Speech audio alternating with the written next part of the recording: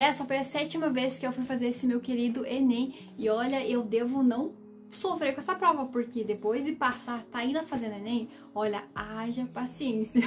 Oi, eu sou a Claine Tesa e passei por intermédio do ProUni com uma bolsa de 100% na PUC-RS em Medicina. Ainda bem, porque se dependesse desse Enem, olha, tô brincando. Embora eu tenha ido um pouquinho melhor em humanas, linguagens eu fiquei em algumas questões, repensando, mas eu vou falar um pouquinho pra vocês sobre minha opinião em relação a essa prova. Vou começar com o que tem de melhor nessa prova, que foi a redação.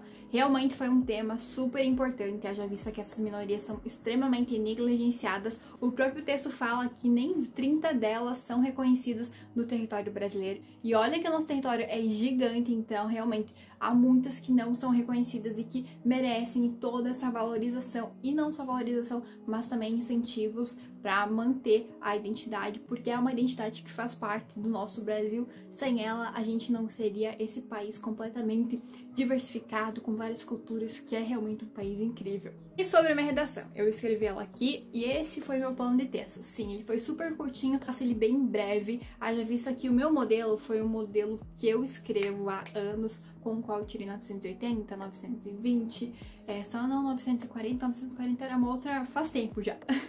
Então, eu sempre uso os mesmos repertórios, ainda mais que esse ano, depois que eu passei, eu abandonei tudo, não escrevi mais redação, não estudei. Então, antes do Enem, no sábado, no último dia, eu fui procurar minhas redações que eu havia escrito no começo do ano, relembrei toda a minha estrutura, porque eu não lembrava mais. Mas assim, peguei bem de boa, porque de tanto que eu escrevi, eu já tinha decorado, juro. Se vocês quiserem, eu falo aqui pra vocês, porque tá aqui incrustado dentro da minha mente.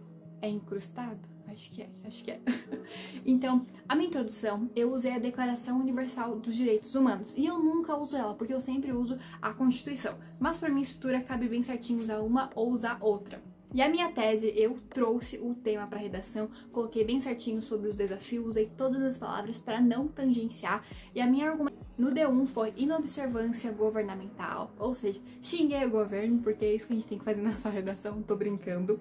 Aí eu usei como repertório para embasar Cidadão de Papel, do Gilberto Daimstein, que ele tem aquele livro que ele aborda sobre que no Brasil há cidadãos de papel, ou seja, a gente só tem nossos direitos reservados no papel, porque na prática realmente eles não são aplicados, ou quando são de modo insuficiente. E já no D2 eu falei sobre a ausência da participação social, porque quando um tema não é debatido, a gente não entende ele, a gente não vai conseguir compreender e encontrar soluções para saná-lo. Então, sem essa participação da sociedade, esse problema vai perdurar, ou seja, a desvalorização. E como repertório, eu utilizei uma pintura modernista, a Vaporu, da Tarsila do Amaral, super conhecida, que ela representa, por meio da desproporção anatômica, uma cabeça super pequena e os pés bem grandes, ou seja, representando que os brasileiros trabalham muito, são muito conectados com a terra, mas acabam não pensando muito, por isso a cabeça é bem pequenininha, ou seja,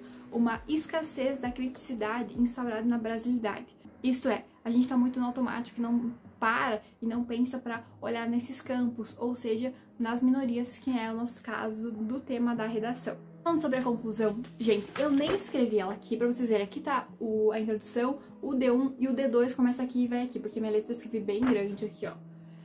Mas dá pra entender mais ou menos. Porque a conclusão, eu juro, é Ctrl+C, Ctrl+V, eu só mudo umas palavrinhas e eu vou enviar minha redação pra correção do Me Salva. E quando corrigir, se vocês quiserem, posso trazer pra vocês, posso mostrar minha estrutura, que assim, dá super certo. É isso que eu quero fazer, sabe? Eu quero continuar fazendo pra ver se essa estrutura vai falhar algum dia, pra passar pra vocês e falar, ó, se alguma coisa acontecer, se tu não estudar, usa essa estrutura que alguma coisa vai dar certo. Mas é claro, lembrando, estrutura, tema, modelo de redação é pra você ter se você não treinou redação ao longo do ano. Porque se você treinou redação, confie no teu potencial, porque vai dar certo. Agora, falando sobre nossas queridas provas linguagens e humanas. Na parte de linguagens, eu sempre bato na tecla de que você tem que ir pro Enem sabendo das escolas literárias pelo menos 3 características, sabe? Na ponta da língua, do realismo, modernismo, quentismo e por aí vai. Porque cai. Eu mesma, eu decorei tanto isso que quando eu pegava uma questão sobre escolas literárias, eu praticamente nunca li o texto, eu sempre ia pro comando e falava, ah, romantismo, beleza, porque tava aqui, ó, eu sabia o que era cada escola literária. Hoje eu não lembro bem de cabeça, porque faz um tempo que eu parei de estudar, mas assim, consegui resolver todas as questões que falavam sobre escolas literárias, e eu acertei, mesmo não estudado mais esse ano, não revisando, porque eu realmente lembrei, foi mais do que decorar, entrou na minha cabeça e tá aqui, eu acho que pro resto da vida, eu não sei. Então por isso que é super importante. E também caiu figuras de linguagem, se eu não me engano, mas eu tenho certeza que caiu função da linguagem, em específico a emotiva ou expressiva, não me recordo, ou as duas. Não, foi função poética e função emotiva. E também era só você saber bem certinho que dava pra te acertar a questão. Em questão de textos, uma galera falou, ah, tinha textos muito longos, a prova tava cansativa, e na minha opinião, fazendo o Enem há 7 anos, eu devo dizer que a prova seguiu a mesma. Teve textos super difíceis, é normal do Enem, mas eu percebi que foi um pouquinho mais fácil do que o ano passado. E eu vou explicar por quê. O ano passado tinha texto que você poderia ler, reler, e tu ia ficar, caraca, o que ele tá me perguntando? Eu não sei. E esse ano eu senti isso um pouquinho menos. Claro, teve textos super caraca aí e outros bem tranquilos. Eu acho que essa prova de linguagens foi um pouquinho mais tranquila em questão dos textos. Não foram textos tão difíceis comparando aos outros anos, porque teve anos já que, nossa, eu não entendia um A do que tava lá. Em língua estrangeira, eu vou falar de inglês, que foi a que eu fiz, e assim, gente, eu não sou bilíngue. O que eu sei de inglês é o quê? 20%? Nem isso eu diria. Eu tô fazendo inglês hoje aulas, mas antes eu não fazia, e eu achei uma prova fácil. Mas sério, não é porque eu saiba super. Eu não sei super inglês. Eu me virei ali e consegui acertar as 5. Eu acho que não foram super difíceis. Eu acho que foram fáceis comparando aos outros Enems. Em espanhol eu não vou opinar porque eu não fiz as questões, embora que ano retrasado eu havia feito espanhol. Já fiz espanhol porque uma vez eu tinha desistido do inglês porque eu ia super mal. E nessa vez eu consegui acertar as 5. Eu acho que é a minha teacher de inglês, viu?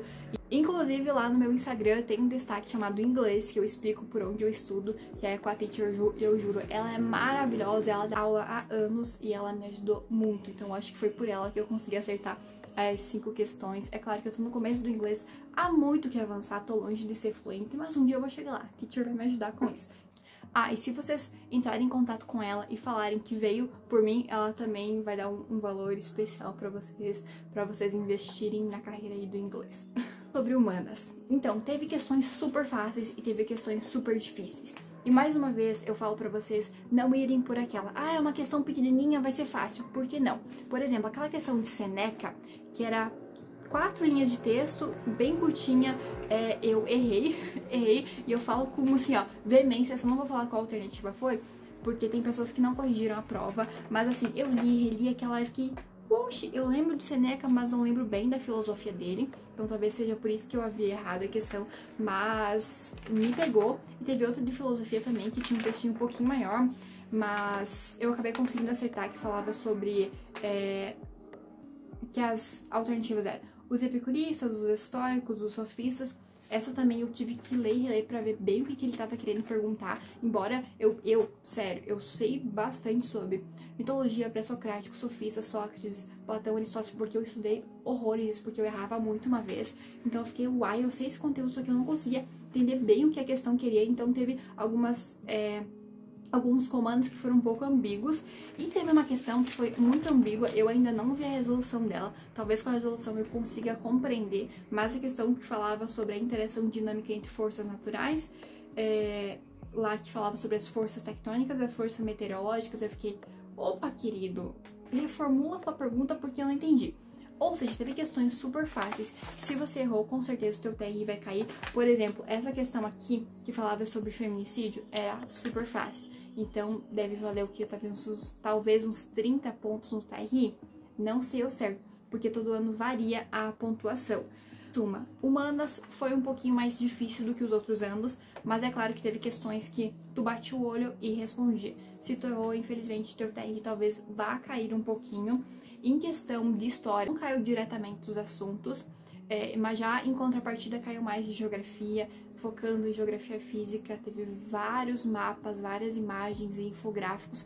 Comparando ao ano passado, caiu muito. Ano passado, se eu não me engano, caiu só uma pintura que foi de sobre a escravidão, E outra, acho que também foi sobre escravidão, mas era um cartaz de procura-se, ou seja, tinha texto ali. Ano passado só foram essas duas e esse ano caiu umas 8 pelo que eu contei, ou seja, foi mais do que o ano passado. E isso é legal para você conseguir mudar um pouco esse foco de interpretação, não só a interpretação verbal, mas a não verbal, que é legal, para você não se cansar tanto. Em suma, realmente foi uma prova um pouquinho difícil, mas nada do não esperado, porque o Enem vem sempre com isso, questões super difíceis que tu fica...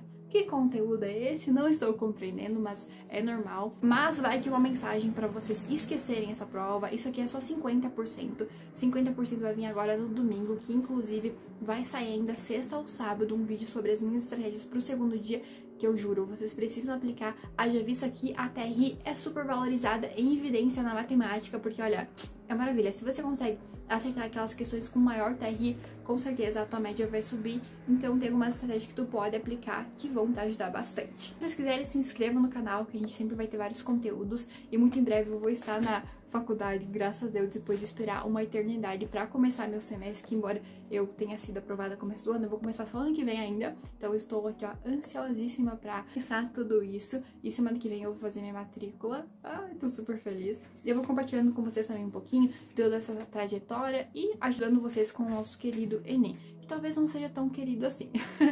Um beijão e fiquem bem!